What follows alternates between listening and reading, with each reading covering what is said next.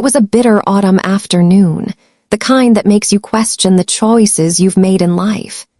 Helen Camden, 68 years old, stood at her front gate, the scent of fresh coffee still lingering in her nose from the morning. Her hand clutched the discharge papers from the hospital, still warm from her surgery earlier that day. She was healing from gallbladder surgery, but the real pain was what she saw waiting for her. 5 black garbage bags lined up neatly against the iron gate like sentinels marking her fate. Her son David stood beside them, his face as unreadable as ever. Ashley, his wife, wore that syrupy smile Helen had grown to despise over the past year. The one that could mask anything, hurt, cruelty, greed, like it was all part of the act. "Mom," Ashley said, the words sweet but empty. "You're getting too old and it's time for you to live somewhere else." Helen blinked, letting the words sink in. She hadn't even made it inside the house yet, and already her entire life seemed to be laid out before her. "I see," Helen replied, her voice as steady as granite. The pain from the surgery paled in comparison to the sting of betrayal. She didn't say another word. No pleading, no anger, just silence. She walked to her car, popped the trunk, and began loading her life into the back of her old Honda Civic. Every bag felt lighter than the last, not because it held less, but because someone else had decided what mattered. David didn't stop her.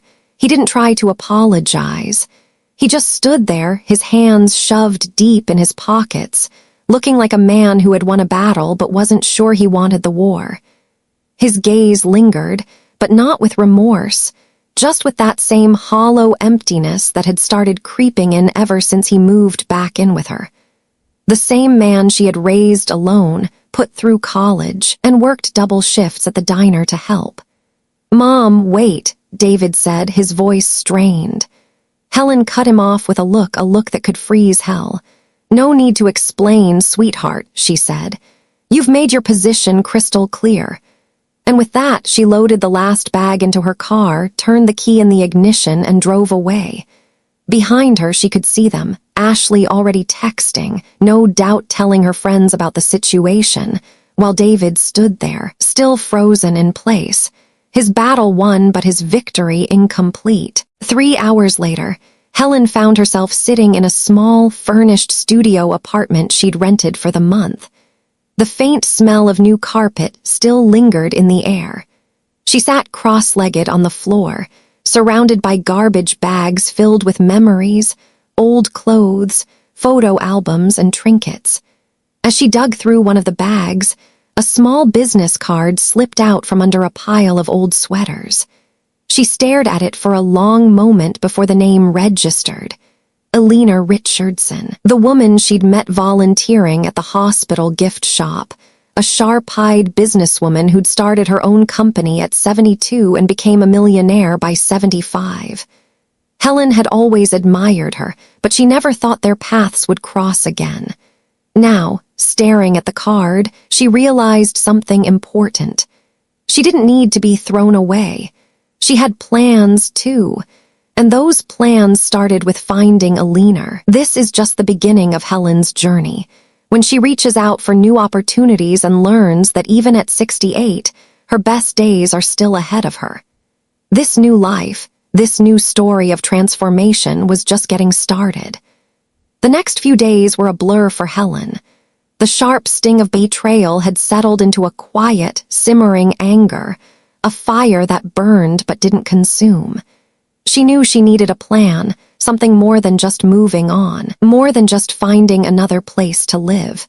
She had spent too many years building a life around other people, sacrificing her own dreams for her son, for her family. It was time to turn the page. Helen dialed the number on the business card, her fingers trembling slightly.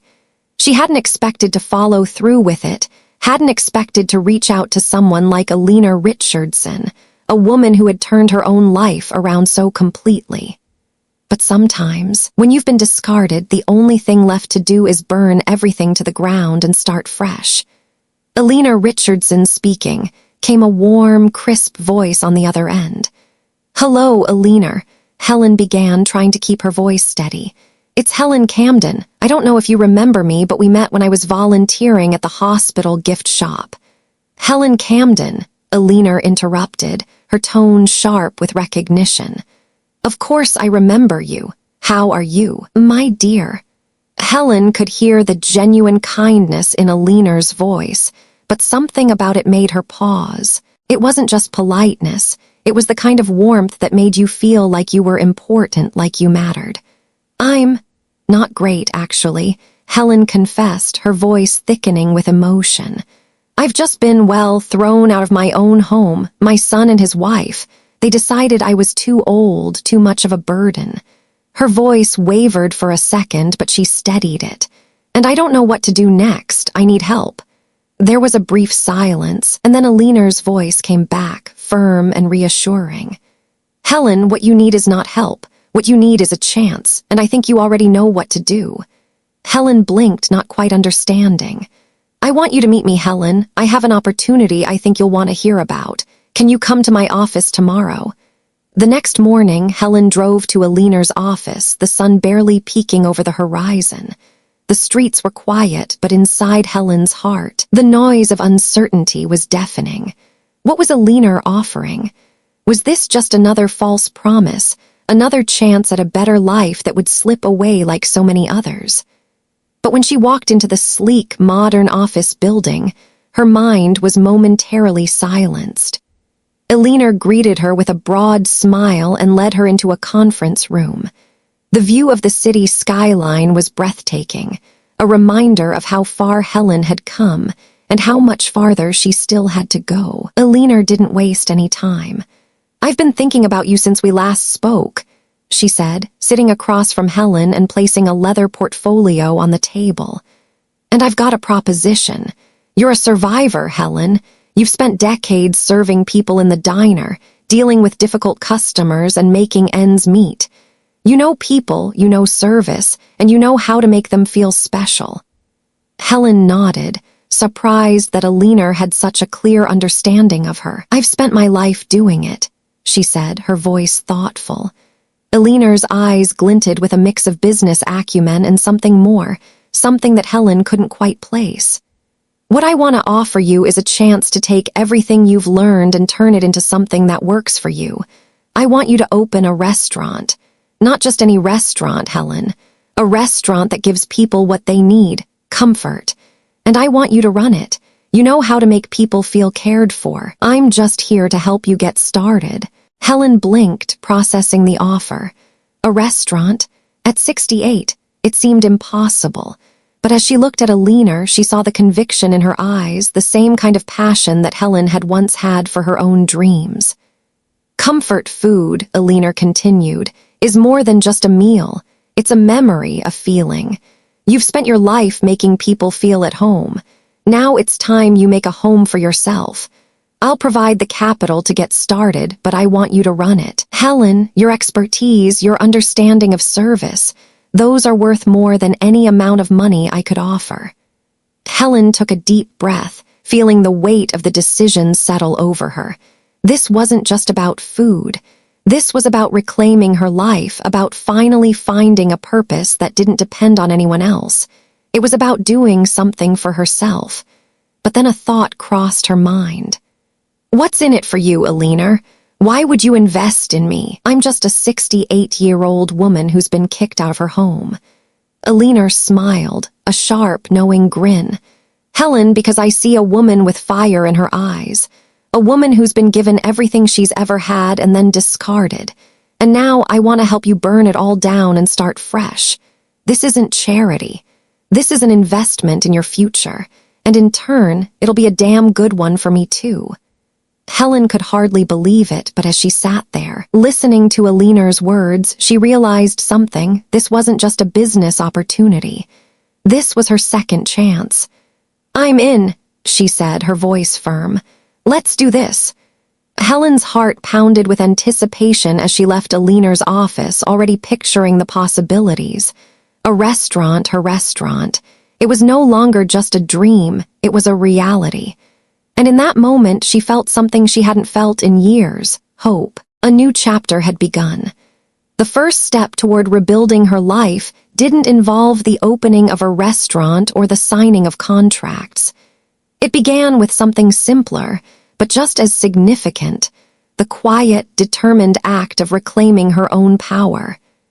Helen spent the next few days in a whirlwind of activity, fueled by an energy she hadn't felt in years. The phone calls started, first to the contractors, then to suppliers, and soon to a team of consultants that Eleanor had recommended. She was learning everything she could about restaurant operations, branding, and the culinary world. But it wasn't just the logistics that kept her up late at night.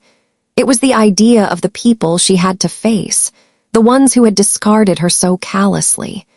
It was David, her son, and Ashley, her daughter-in-law.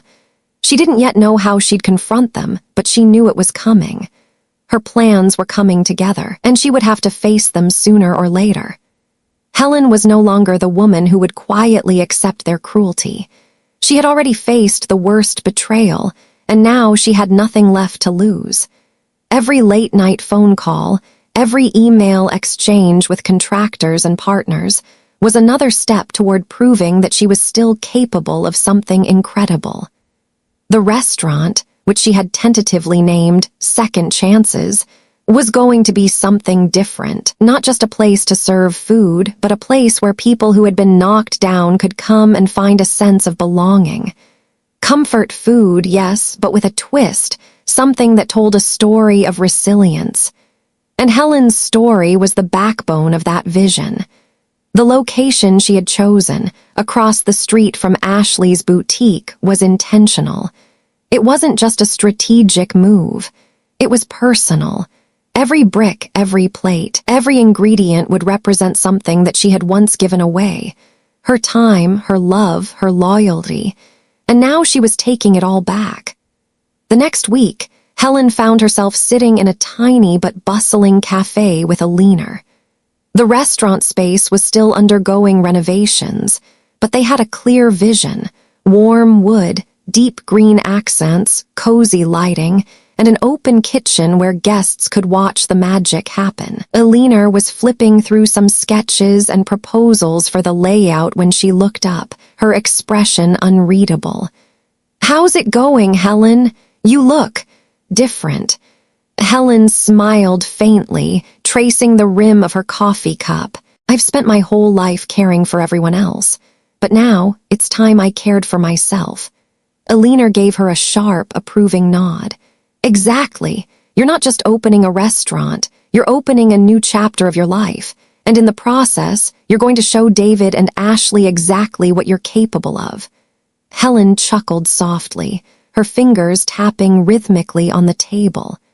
"I can't wait to see the look on Ashley's face when she realizes that I'm doing something for me." Eleanor leaned back in her chair, her eyes narrowing slightly. "Speaking of Ashley, have you heard from her or David?" Helen stiffened but shook her head, pretending the thought didn't affect her. "No, I've been too busy to think about them." Eleanor's gaze softened. "You'll have to face them eventually." "I know," Helen replied, exhaling slowly. "I'll be ready." A few days later, as Helen stood in the midst of the ongoing renovations, a familiar, unsettling figure appeared in the doorway. She froze, her heart thudding in her chest. David. He was standing there awkwardly in his suit, his expression a mix of guilt and uncertainty. Helen didn't speak at first. She was taking in the sight of him, her son who had stolen from her, betrayed her, and abandoned her when she needed him the most. The man who had once been her whole world. He cleared his throat. "Mom!" "David," Helen said, her voice cold but controlled. "What are you doing here?" "I came to apologize," he said, shifting on his feet. I know I screwed up. I don't know how to make this right, but I need you to know I'm sorry. I didn't mean for it to get this bad. It was just business, and I thought I was helping." Helen tilted her head, looking at him with a mixture of disbelief and resolve. "Helping?" she repeated, her voice rising slightly. "By stealing from me, by forging my signature to use my house as collateral. How exactly was that helping, David?" He flinched at her words, his guilt washing over him in waves. I was trying to fix things. I was trying to make it work. I thought you'd understand. Helen stood up straight, her shoulders squared. No, David, you didn't think. You used me. And now you want forgiveness. I'm sorry, but forgiveness isn't something you can just ask for. It has to be earned. He stepped closer, his voice pleading. Please, Mom, don't do this to me. I'm trying to fix it. The business is getting a huge investment. I'll pay you back, I swear, but I can't do this without you. Helen shook her head, stepping back from him. You're wrong. You can do it without me, you have to, and I can do it without you too, that's the difference. I'm done helping you, David. I've been helping you my whole life, and look where it got me. It got me here alone with nothing but my own strength. David's face twisted with a mixture of shame and frustration. I don't know what to say, Mom. I don't know how to fix this. You start by accepting responsibility, Helen replied, her voice unwavering. Start by facing the consequences of your actions. Until then, you don't get to ask for anything from me. Not a damn thing. For a moment, David stood there, his hands clenched at his sides. Then, without another word, he turned and walked out of the restaurant, leaving Helen standing in the center of her new beginning. Helen watched him go, a bitter ache in her chest, but something deeper than that relief. She was free. Free from him, free from the years of living for others. She was ready to take back control. Her second chance had begun. The weeks passed in a blur of hard work, determination, and strategy. Helen threw herself into the restaurant project with a single-minded focus, her days filled with meetings, decisions, and preparations. Eleanor had become both a mentor and a friend, helping Helen navigate the nuances of starting a business, while Marcus, who seemed to have a natural knack for the details, kept the project moving forward with his steady, unflappable presence. The renovations were nearing completion. The warm wood paneling, the deep green walls, the rustic charm of the space was taking shape beautifully. Helen knew, though, that it wasn't just the aesthetics that would make Second Chances a success. It was the heart behind it. The essence of the restaurant would be in the food, the comfort it brought to people who needed it, and the story that underpinned every plate. One afternoon, as Helen stood behind the bar, polishing glasses and chatting with one of her kitchen staff, her phone buzzed with an incoming text. She didn't recognize the number. "Helen, it's David. I need to talk to you." She stared at the message, unsure how to respond. He had called several times over the past few weeks, but she hadn't answered. The last conversation still lingered in her mind. How angry, how betrayed she had felt, but also how strong she had become. She had built something for herself, and she wasn't about to let him destroy it with his guilt trips or manipulative apologies.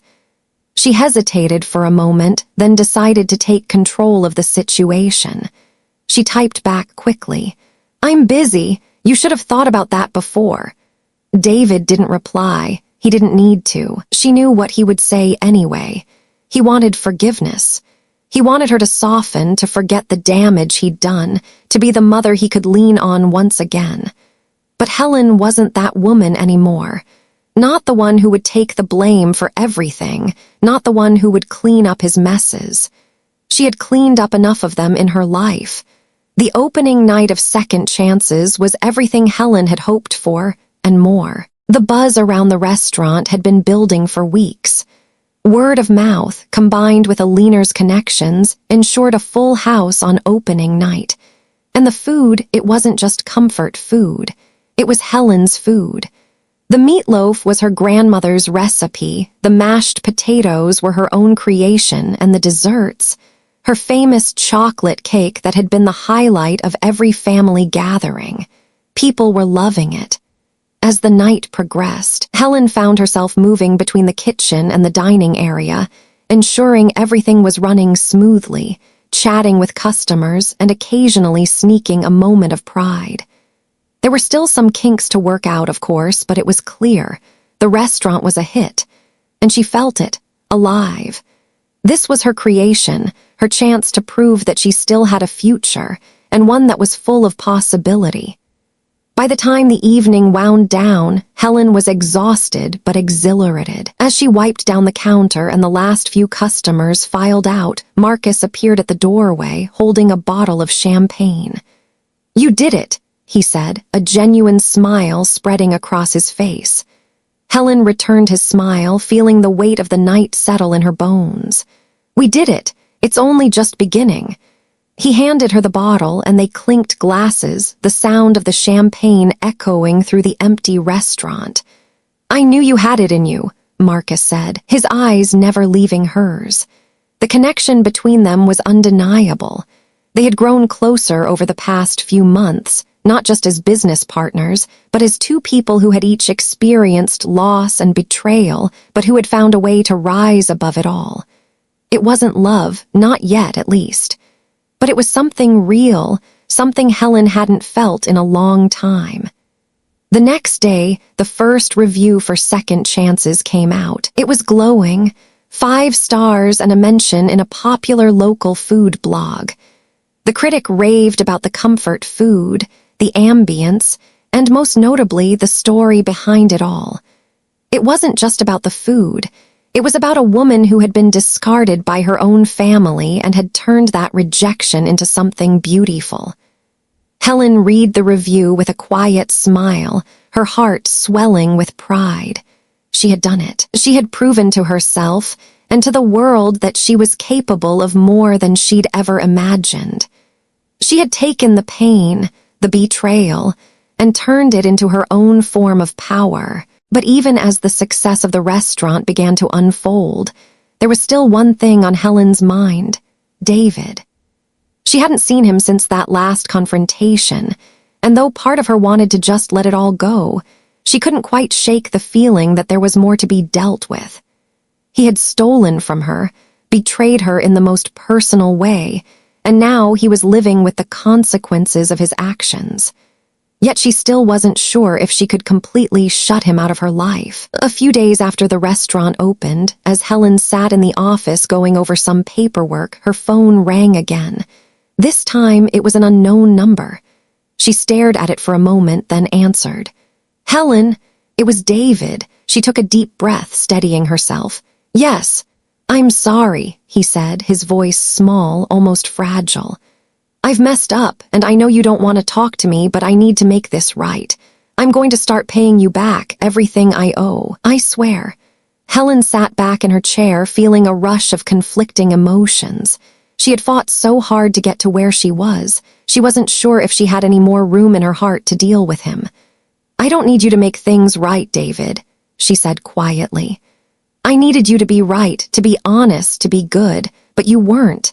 And now you have to deal with the consequences of that, and so do I." There was a long pause on the other end of the line. Then, in a voice tinged with regret, David spoke. "I understand. I just wanted you to know I'm sorry." Helen took a deep breath. "I know you're sorry, David, but sorry doesn't change anything. You'll have to figure out how to fix your mess on your own. I can't do that for you anymore." And with that, she hung up the phone. She felt the last of the weight lift off her shoulders. Helen was done being anyone's second choice. Now, she was building her own future, and it was finally all hers. Months had passed since the opening of Second Chances. The restaurant had become a staple in the local food scene, and Helen's reputation as a savvy businesswoman was growing. She had learned to navigate the world of business, to trust her instincts, and to rely on the people around her who had proven to be loyal and genuine. Eleanor, Marcus, and even the team she had carefully assembled in the kitchen. But as Helen stood in the kitchen one late afternoon, going over the orders for the evening, her phone buzzed again with a text from David. It had been weeks since they last spoke, and she hadn't heard from him since their final conversation. "I need to talk to you. Can we meet?" Her fingers hovered over the screen. She didn't want to engage with him. She didn't want to let him back in. But there was a part of her that knew this moment was inevitable. David needed something, and she had to decide whether or not she was going to let him pull her back into his mess again. She replied, "I'm busy. I'll be at the restaurant tonight. If you want to talk, come by." When David walked through the door of Second Chances that evening, Helen felt a familiar pang of anger. He had changed, but not enough. His clothes were more refined now, his appearance more put together, but there was something about him that still screamed entitlement. David's eyes darted around the bustling restaurant, but when they met Helen's, he walked toward her with a resigned expression. She motioned for him to sit, but she didn't make any effort to greet him beyond that. "Mom, I know you hate me right now," David began, his voice quieter than usual. "But I need your help. I'm in trouble, real trouble." Helen raised an eyebrow. She had no sympathy left for him. "What kind of trouble, David? Financial? Legal?" she asked, her voice steady. "Both," he said. "The business is failing. I've been using the house for more loans, and now the creditors are coming after me. I'm in over my head." Helen leaned back in her chair, crossing her arms. She could feel her heartbeat quicken, but not out of anger, out of something colder, something more certain. "You made your choices, David, and now you have to deal with the consequences. I'm not bailing you out anymore. Not with money, not with my house, and definitely not with my time." He looked at her, desperation flashing in his eyes. "I know I messed up, but I'm asking you, just once, please help me out of this. I'll do anything to fix it. I'll make it right." Helen's gaze hardened. She thought back to when he had discarded her, when he had tossed her out like garbage, and then used her name to borrow money. He had shown no remorse at the time, only manipulation. She had fought for her dignity and her independence ever since. "I gave you your chance to make it right, David. You threw it away, so now I have to live with my decisions, and you'll have to live with yours," she said, her voice cold but firm. David sat there, his head down, his hands clasped in his lap. For a moment, the silence stretched between them. Helen watched him, feeling a surge of finality. "You need to learn something," she continued, her tone shifting. "Sometimes the best thing you can do for someone is to let them fall, not because you want them to, but because they need to hit rock bottom before they can rebuild. And I'm not going to be the one who cushions your fall anymore. You have to face your actions." He stayed quiet, his eyes filled with tears. For the first time in years, Helen wasn't moved. She had finally become the person who could stand her ground. Epilogue, the resolution. 6 months after that conversation, Second Chances had become more than just a local favorite. It had become a symbol of resilience, of starting over, and of the power of reclaiming one's life. The restaurant was thriving, and Helen's reputation as a successful entrepreneur was now set in stone. Marcus had continued to be a steady presence in her life, and over time, their relationship had deepened. They had become partners, not just in business, but in life. Helen never expected to find love again, especially not after everything she'd been through. But Marcus had proven that love didn't always have to come from where you expected it. He had been patient, understanding, and most importantly, he had believed in her when she had stopped believing in herself. As she sat in her office, looking over the latest reviews, a thought crossed her mind. It wasn't just about the money, the business, or the success. It was about freedom. Helen had reclaimed her life in every way possible. The man she had once known as her son was still out there, but she had let go of the guilt that had shackled her for so long. Her phone rang again. This time, it was an unknown number. For a split second, she thought it might be David again, but then she saw the name on the screen, Eleanor. "Hello," she answered, smiling as she picked up the call. "Just wanted to check in and see how things are going." Eleanor's voice came through the line. "Better than ever," Helen said with a laugh. "It's all finally coming together."